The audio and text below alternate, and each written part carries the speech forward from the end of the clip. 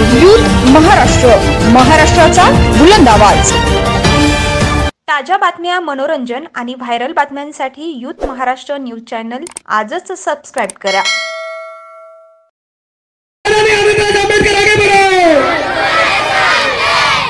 अस्सलाम वालेकुम। वालेकुम अस्सलाम।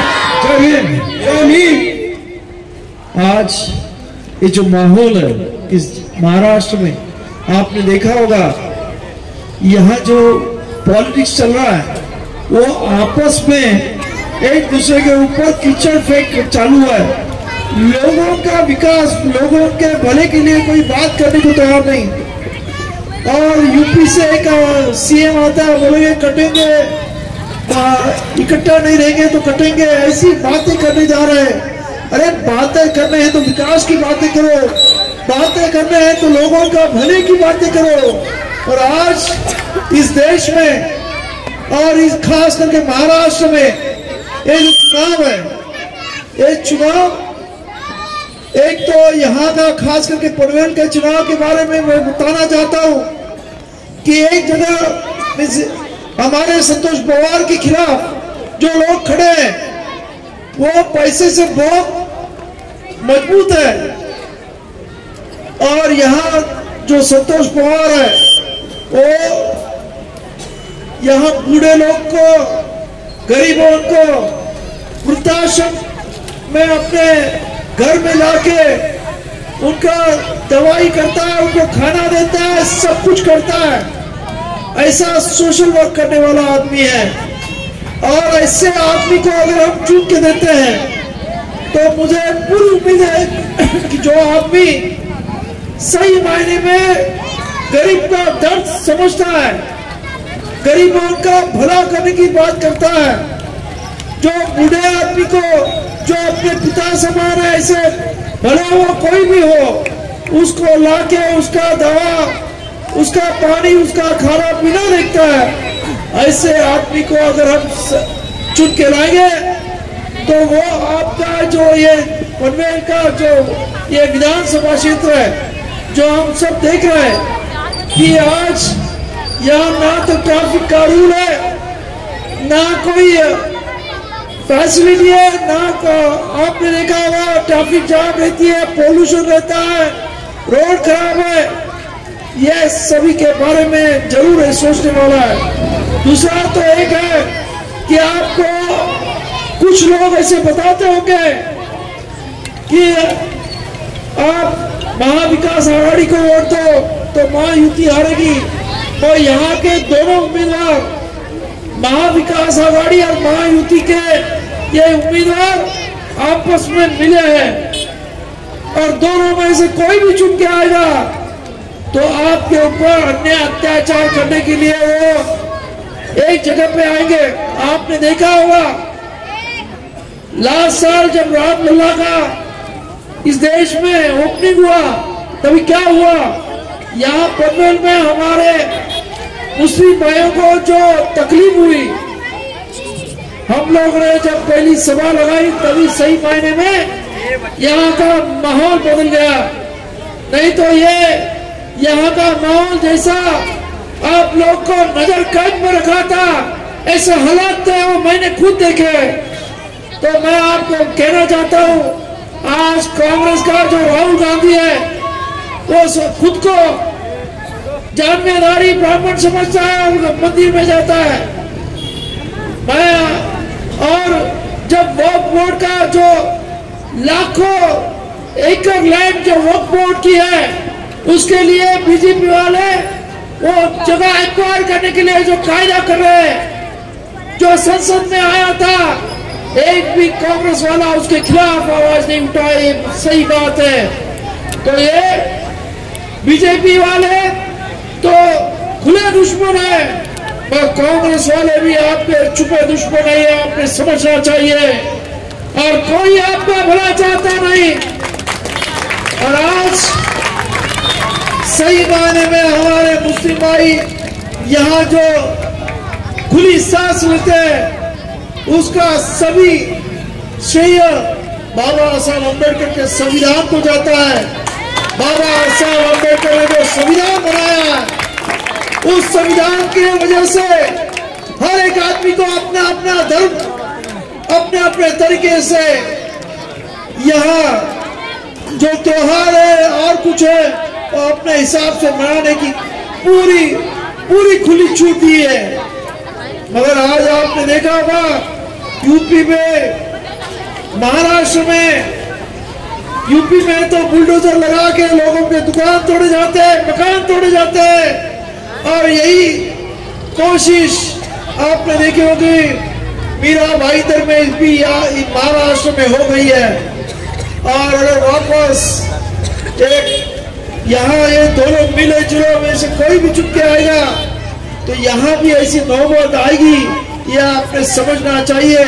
और इसीलिए मैं आप सभी को विनती करने को आया हूं कि आप समझदार हैं। इस देश में 20% मुस्लिम समाज है और 20% दलित समाज है, 40% लोग इकट्ठा होते हैं तो इस महाराष्ट्र में और देश में हमारी सत्ता आ सकती है। मगर दुर्भाग्यवश अभी तक हम एक प्लेटफॉर्म में नहीं आ सके और अगर आने की कोशिश की तो हमारे में से जो लोग हैं वो लोग आपस में हम लोग को लड़ाते हैं, अलग अलग करते हैं। आज जो योगी बोल रहा था कि आप इकट्ठा तो बचेंगे, अरे इनके ही जो हिंदुत्व है उन्होंने ही जाति व्यवस्था निर्माण करके और धर्म के नाम पे, जाति के नाम पे तोड़फोड़ करने का हजारों साल का इनका ये कारवा चालू है और आज भी वही कर रहे, आपस में हम लोग को लड़ा रहे। और इसीलिए मैं आप सबको विनती करना चाहता हूँ कि आप सब लोग समझदार हैं। यहाँ पैसे तो आपको बहुत देंगे मगर जब भी आपके ऊपर, आपके खानदान के ऊपर, आपके बस्ती के ऊपर जब भी कोई अन्य अत्याचार होगा तो ये लोग कोई आने वाले नहीं हो तो बोलेंगे कि हमने तो आपके वोट्स पैसे दे के लिए। ये आपको मैं बताना चाहता हूँ, संविधान जब बाबा साहब अम्बेडकर लिख रहे थे तभी बाबा साहब अम्बेडकर ने इस देश में सभी लोगों को वो टाइम 21 साल के ऊपर के सभी लोगों को वोटिंग देने का ऐलान किया। तभी अय्यर नाम के जो कांग्रेस के बड़े एक नेता थे उन्होंने बाबा साहब को पूछा कि आप ये इस देश के 80% लोग गरीब हैं, ना टैक्स भरते हैं ना कुछ देते हैं, उनको वोट का राइट देके क्या फायदा। जो एजुकेटेड है, जो इस देश में टैक्सेस भरते हैं उनको वोट देना चाहिए।